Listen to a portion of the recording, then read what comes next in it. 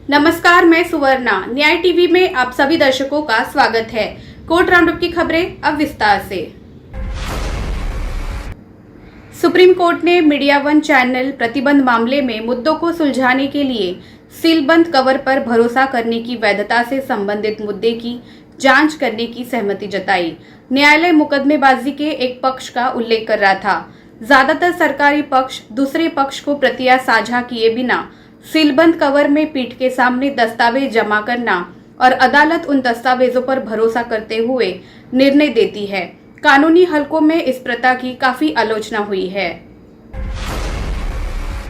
Media one मामले में केरल उच्च न्यायालय ने गृह मंत्रालय द्वारा सीलबंद लिफाफे में पेश किए गए कुछ दस्तावेजों के आधार पर चैनल के प्रसारण लाइसेंस को नवीनीकृत नहीं करने के केंद्र के फैसले को बरकरार रखा था, जिसने राष्ट्रीय सुरक्षा चिंताओं को उठाया था। सुप्रीम कोर्ट के समक्ष चैनल का मुख्य तर्क ये है कि प्रतिबंध के कारणों का खुलासा नहीं किया गया है। मंगलवार को न्यायमूर्ति DY चंद्रचूड़, सूर्यकांत और विक्रम नाथ की पीठ ने केंद्र से कहा कि चैनल को बैन करने के कारणों का खुलासा करना होगा ताकि वे अपना बचाव कर सके। सुप्रीम कोर्ट ने कहा है कि दंड प्रक्रिया संहिता की धारा 362 के तहत रोक प्रक्रियात्मक पुनर्विचार की मांग करने वाले आवेदन पर लागू नहीं होती है। जस्टिस संजीव खन्ना और जस्टिस बेला M त्रिवेदी की पीठ ने मध्य प्रदेश हाईकोर्ट द्वारा पारित एक आदेश को बरकरार रखते हुए इस प्रकार कहा, जिसमें एक आपराधिक मामले में पारित आदेश को वापस लिया गया था।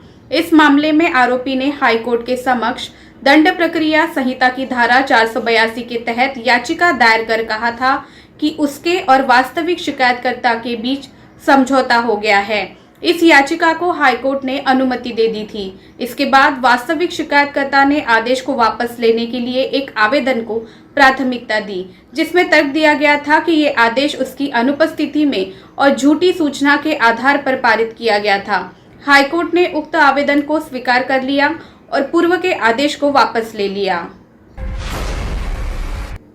चीफ जस्टिस NV रमना ने मंगलवार को पटना हाईकोर्ट की ओर से सीलबंद लिफाफा दिए जाने पर कहा, कोई सीलबंद लिफाफा न दे, इसे अपने पास रखे, मुझे कोई सीलबंद कवर नहीं चाहिए।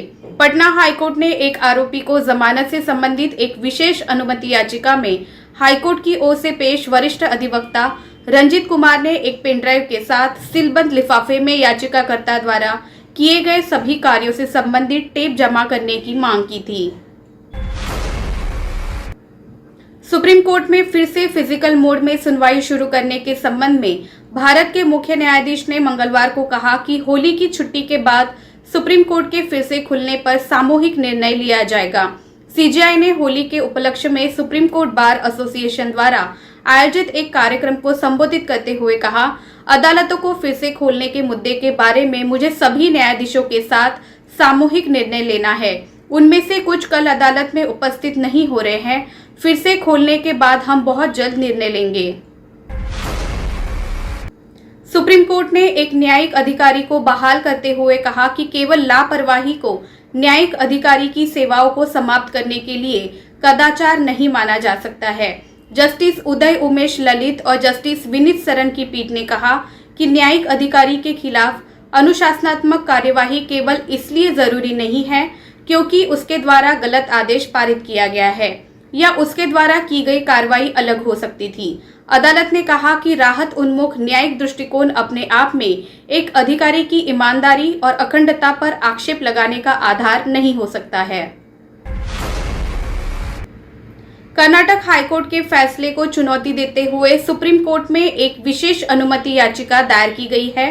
हाईकोर्ट ने अपने फैसले में कहा था कि हिजाब इस्लाम की अनिवार्य धार्मिक प्रथा नहीं है और स्कूलों और कॉलेजों में हेडस्कार्फ पहनने पर प्रतिबंध को बरकरार रखा जाता है।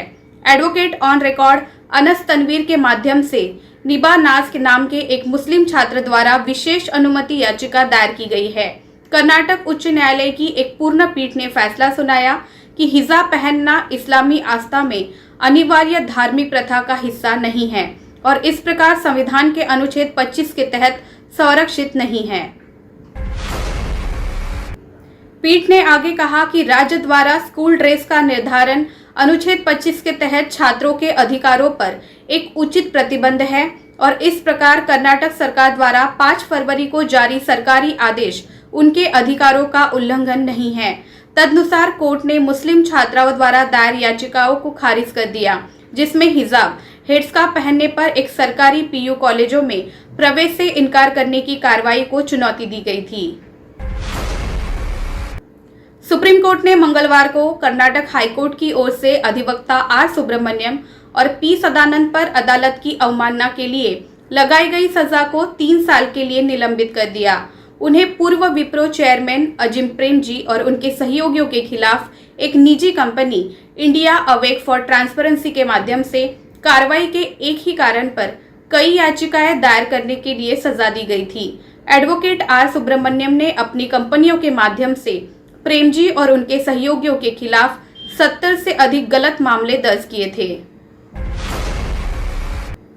लखीमपुर खीरी मामले में आशीष मिश्रा को मिली जमानत को चुनौती देने वाली याचिका के संबंध में अधिवक्ता प्रशांत भूषण ने मंगलवार को सुप्रीम कोर्ट को बताया कि लखीमपुर खीरी मामले के मुख्य गवाहों में से एक पर बेरहमी से हमला किया गया था और कहा गया था कि अब जबकि बीजेपी ने राज्य के चुनाव में जीत हासिल की है, उसका ध्यान रखा जाएगा। याचिकाकर्ता की ओर से पेश भूषण ने कहा, उन्हें मिश्रा जमानत मिलने के बाद मुख्य संरक्षित गवाहों में से एक पर बेरहमी से हमला किया गया था। जिन लोगों ने उन पर हमला किया, उन्होंने कहा वो बीजेपी चुनाव जीत गई है, वे उनका ख्याल रखेंगे। सुप्रीम कोर्ट ने मकान मालिक द्वारा किराएदार के खिलाफ 10 प्राथमिकी को रद्द करते हुए कहा कि किराए का भुगतान करने में विफलता नागरिक परिणाम हो सकते हैं, लेकिन भारतीय दंड संहिता के तहत दंडनीय अपराध नहीं है। अदालत इलाहाबाद उच्च न्यायालय के आदेश के खिलाफ एक अपील पर विचार कर रही थी, जिसमें आईपीसी की धारा 415 के तहत धोखाधड़ी के अपराध और धारा 403 के तहत हेराफेरी के अपराध के लिए 10 प्राथमिकी को रद्द करने से इनकार कर दिया गया था। फिलहाल बस इतना ही। अन्य खबरों के लिए जुड़े रहिए न्याय टीवी के साथ। नमस्कार।